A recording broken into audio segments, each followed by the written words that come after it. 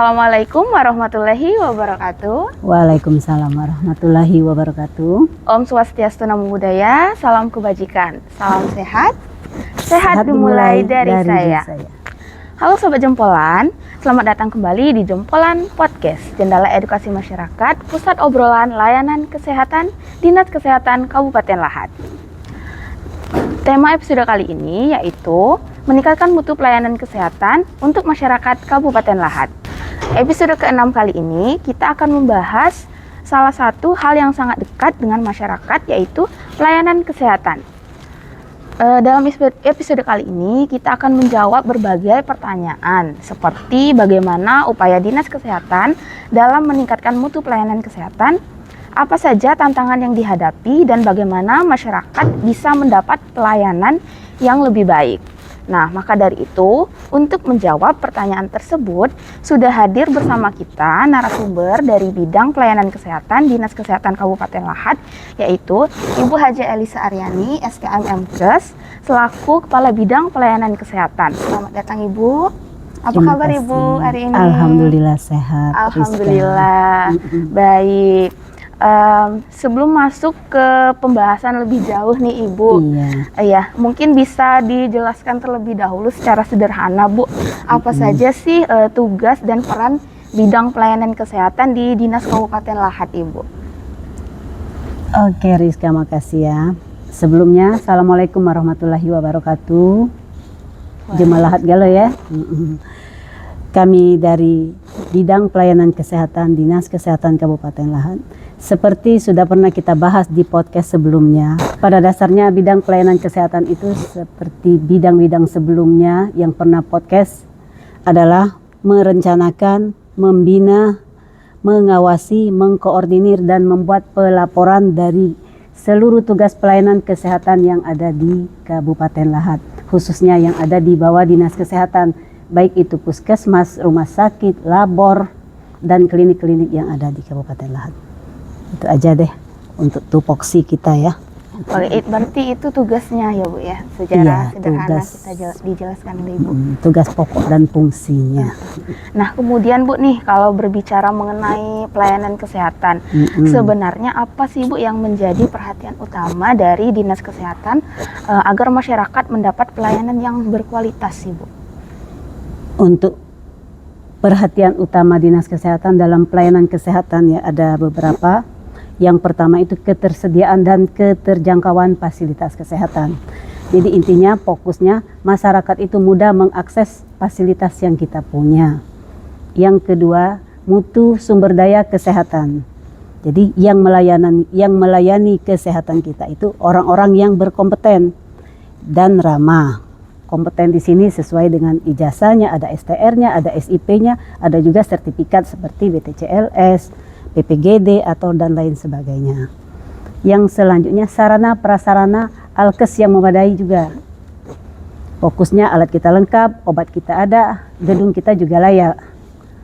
Selanjutnya ada jaminan mutu dan keselamatan pasien. Jadi pelayanannya aman, tidak bikin celaka. Yang selanjutnya sistem informasi dan data kita akurat. Data dibuat untuk kita mengambil keputusan selanjutnya. Banyak ya, ada 8 ini nanti. Jadi yang selanjutnya itu ada pembiayaan dan jaminan kesehatan. Jadi semua masyarakat kita itu tidak kesulitan dalam biaya. Untuk Kabupaten Lahat kita semua sudah dijamin dengan BPJS Kesehatan. Yang selanjutnya ada pengawasan, ada pengendalian dan penanganan keluhan ya. Kalau ada masalah, jadi masyarakat bisa memasukkan saran ke kotak saran kita dan kita tindak lanjuti. Terakhir ada promosi kesehatan dan perilaku masyarakat. Jadi mencegah sakit, bukan cuma mengobati. Oke deh, itu aja prioritas kita ya. Berarti 8 tadi ya Bu ya? 8 banyak. Yang menjadi perhatian Dinkes agar masyarakat mendapat pelayanan yang berkualitas ya Bu ya. Baik.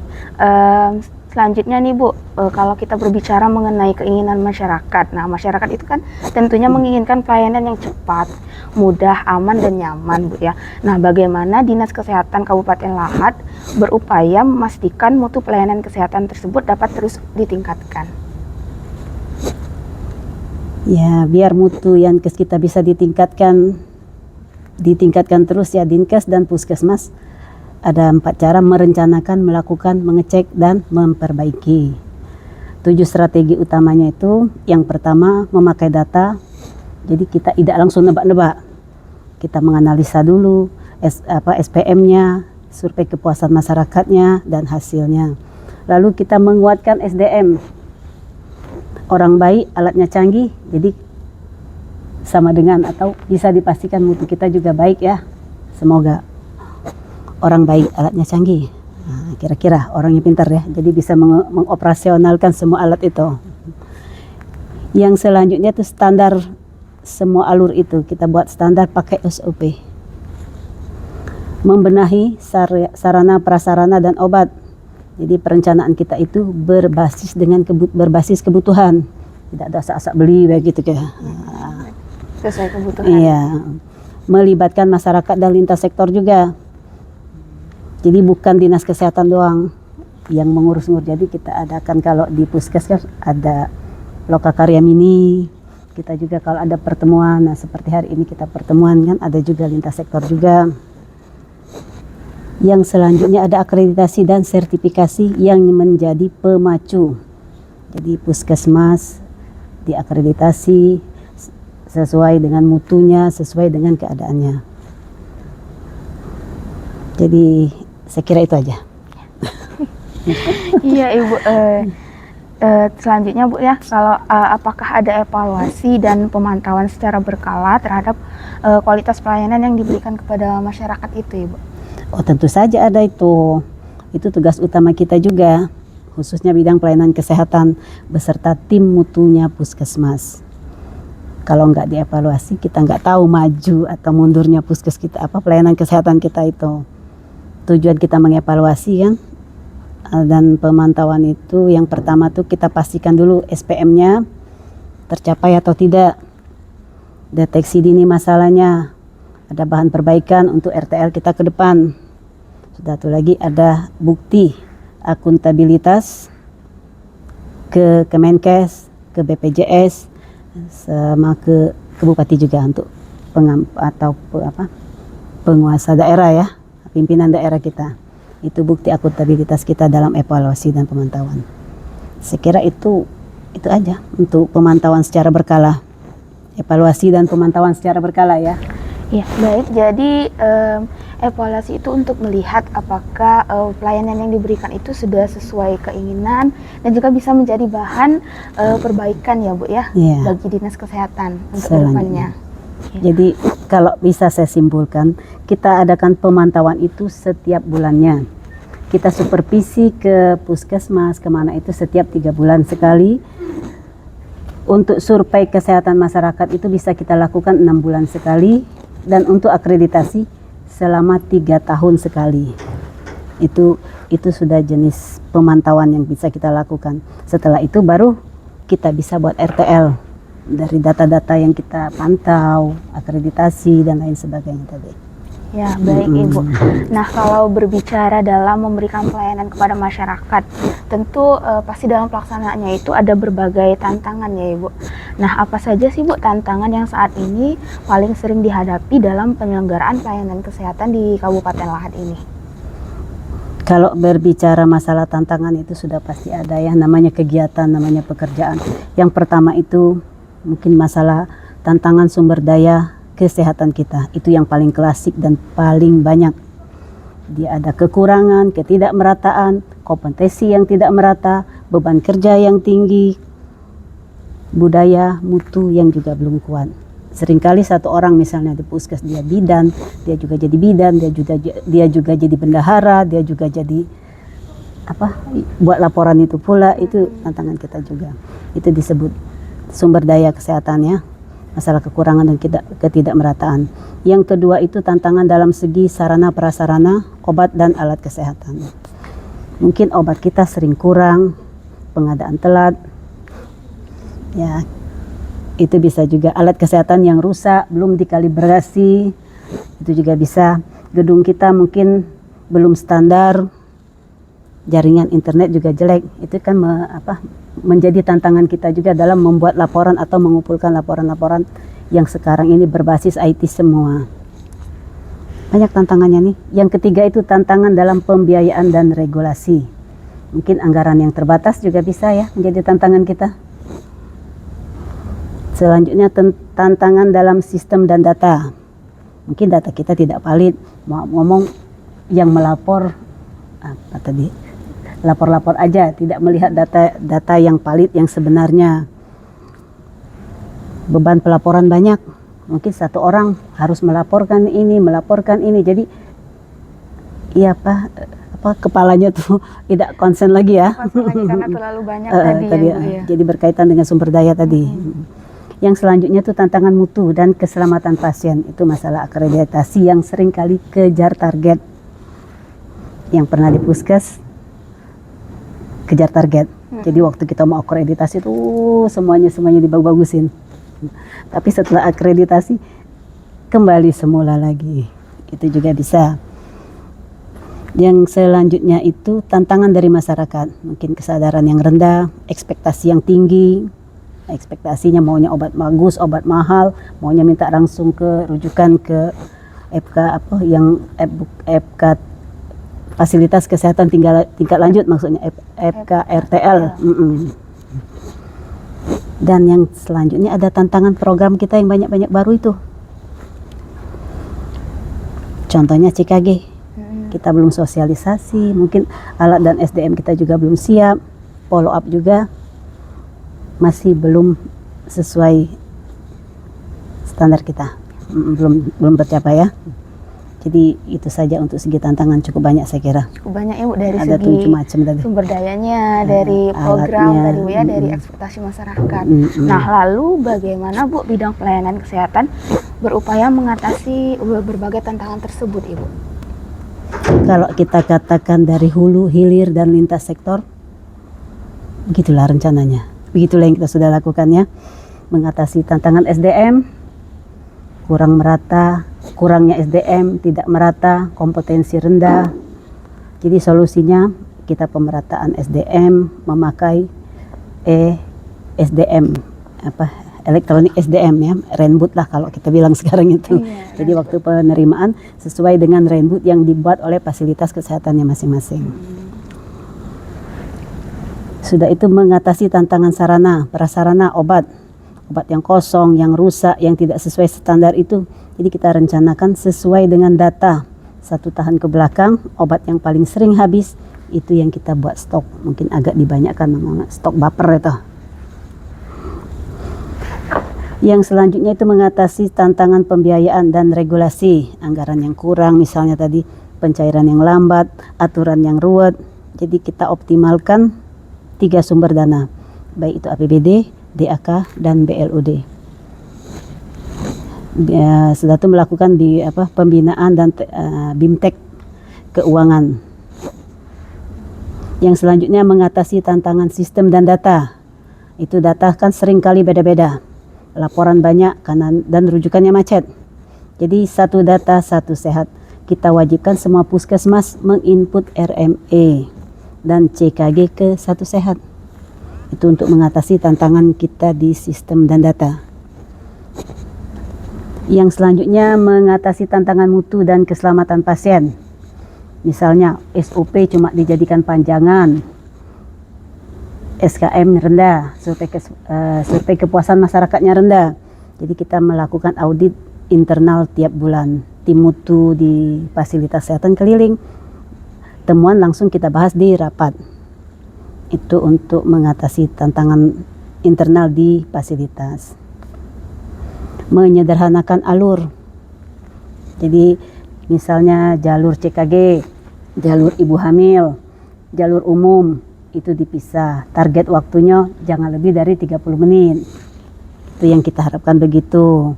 Survei kepuasan masyarakat. Hasil survei kepuasan masyarakat dikaitkan, ditindaklanjuti. Jadi bukan didokumenkan saja. Banyaknya tantangan tadi ya, mengatasi tantangan masyarakat.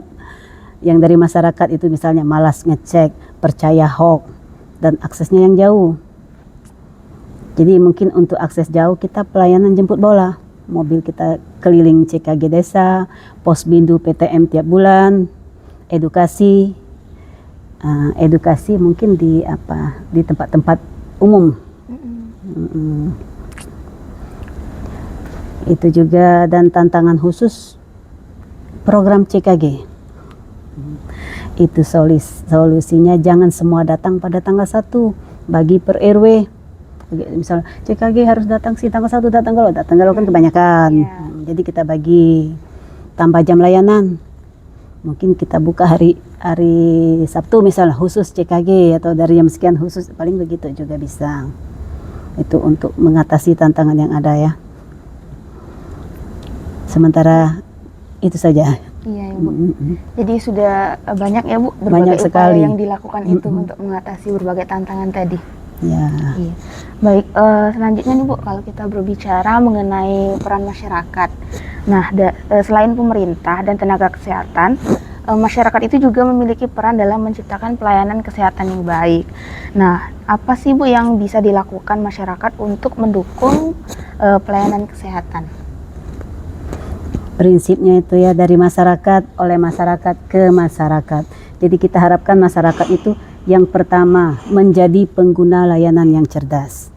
Jadi membantu puskesmas bekerja lebih efektif. Yang kedua, kita harapkan masyarakat bisa menjaga dirinya dan keluarga agar bisa mencegah sakit. Jadi tidak harus pening-pening langsung ke paskes. Mungkin dia bisa baring, kasih air minum hangat, atau mungkin ada penurun panas di rumahnya begitu. Yang ketiga, masyarakat itu kita harapkan menjadi mitra pengawas dan pemberi masukan. Jadi bisa membantu dinas kesehatan tahu mana yang harus diperbaiki. Kita juga harus membuka diri. Kalau masyarakat memberi saran, memberi apa, jangan ini gitu. Itu juga ya. Yang keempat, kita harapkan masyarakat bisa menjadi kader dan relawan kesehatan.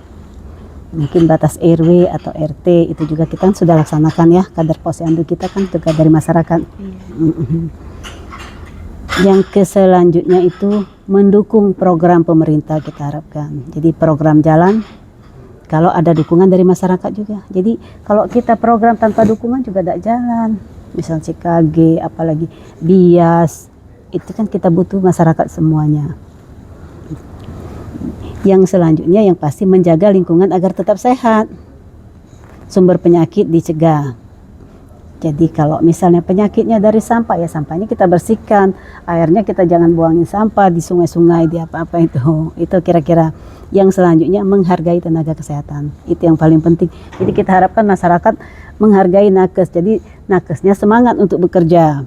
Sampaikan apresiasinya, bersabar saat antri, tidak melakukan kekerasan verbal atau fisik ke nakes. Udah tuh. Kita harapkan masyarakat juga menyebarkan informasi yang baik tentang puskes. Jadi puskes itu bagus loh, ini enak. Nah, kan enak dengar just itu ya. Jadi itu harapan kita ke masyarakat. Oke. Nah, jadi ternyata sobat jempolan, masyarakat itu banyak tadi ya Bu bisa berperan Bu ya. Contohnya seperti kader tadi Bu ya. Jadi dan kader. juga hal-hal sederhana seperti menjaga lingkungan ya Bu ya. Betul. Terus menghargai nakes. Dan juga sobat seperti kata Ibu tadi, dari masyarakat untuk masyarakat ke masyarakat ya Bu ya. Baik. Selanjutnya nih Bu, jika masyarakat itu memiliki keluhan atau masukan mengenai pelayanan kesehatan, bagaimana cara menyampaikannya agar dapat ditindaklanjuti Ibu? Jadi prinsipnya suara Anda wajib didengar dan ditindaklanjutin ya. Jadi kalau ada keluhan, kita bisa melewati kotak saran, buku tamu keluhan, melalui petugas loket atau informasi. Juga kita bisa ambil dari survei kegiatan survei kesehatan masyarakat yang kita bisa lakukan, atau ada juga forum mutu itu di puskesmas ya. Itu ada 5 itu aja deh. Kalau mau bahas lagi banyak sekali, bisa sampai malam kita. Iya Ibu. Jadi bisa melalui kotak saran yang sudah kotak disediakan. Saran bisa, buku tamu keluhan bisa, ya. petugas informasi atau loket juga bisa, survei dan angket-angket yang kita sebar juga bisa. Ya, jadi masyarakat tinggal memilih ya Bu, mau menyampaikannya lewat apa. Jadi baik, sekarang nih Bu untuk pesan untuk masyarakat. Nah, sebagai penutup Bu ya, sebelum kita tutup, mungkin ada pesan dari bidang pelayanan kesehatan kepada masyarakat Kabupaten Lahat agar masyarakat semakin peduli terhadap kesehatan sekaligus memanfaatkan pelayanan kesehatan yang tersedia ya Bu. Banyak nih pesannya kalau enggak diambil. Yang pasti ya, intinya kalau sakit berobat, cegah kesehatan itu gratis ya. Yang pertama tadi kira-kira cek kesehatan gratis saat ulang tahun itu jangan dilewatkan, CKG. Yang kedua, gunakan layanan sesuai alur agar cepat dan tertib. Kalau penyakitnya ringan ke puskesmas, kalau butuh spesialis minta rujukan, kalau gawat darurat ke IGD.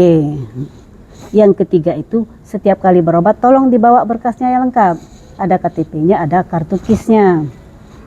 Yang selanjutnya bertanya itu adalah hak kita, patuh itu adalah kewajiban. Jadi kalau tidak paham silakan bertanya, apa penyakitnya, obatnya apa, cara minumnya cak mana. Jadi jangan malu bertanya. Iya. Selanjutnya patuhi juga anjuran dokter. Jujur kalau ditanya, kalau katanya pernah sakit ini sakit itu, dia omongkan be. Jangan ditutup-tutupi. Iya benar. Ibaratnya tuh curhat ya. Iya, curhat juga. Jadi jujur saat ditanya apa keluhannya. Sudah itu kita harapkan layanan kesehatan itu bebas dari pungli. Jadi semua layanan di puskes sudah ditanggung BPJS. Jadi kalau ada yang minta uang di luar tarif, silakan dilaporkan. Yang selanjutnya jaga kesehatan, karena jaga kesehatan itulah investasi yang paling murah yang bisa kita lakukan. Yang terakhir, hargai tenaga kesehatan, karena tanpa nakes tidak ada kesehatan. Baik Sobat Jempolan, itulah beberapa pesan dari Ibu Haja Elisha ya Bu ya. Tadi jangan lupa untuk CKG pada hari ulang tahun, jangan berobat sesuai alur ya Bu ya. Tentunya jangan malu bertanya tadi Bu ya. Baik, nah Sobat Jempolan, tidak terasa kita sudah berada di ujung episode hari ini. Baik, dari perbincangan hari ini kita belajar bahwa peningkatan pelayanan kesehatan bukan hanya menjadi tanggung jawab pemerintah dan tenaga kesehatan, tetapi juga membutuhkan dukungan dari masyarakat. Terima kasih Ibu Haja Elisha Aryani SKMK sudah meluangkan waktunya hari ini menjadi narasumber di episode ke-6. Baik, semoga informasi yang disampaikan tadi dapat menambah wawasan dan membantu masyarakat mendapatkan pelayanan kesehatan yang semakin baik ya Ibu. Amin ya. Saya Rizka Janwarsi selaku host hari ini pamit undur diri, sampai bertemu di episode Jempolan Podcast berikutnya. Salam sehat, sehat dimulai dari saya. Jempolan Podcast Gaspol. Wassalamualaikum warahmatullahi wabarakatuh.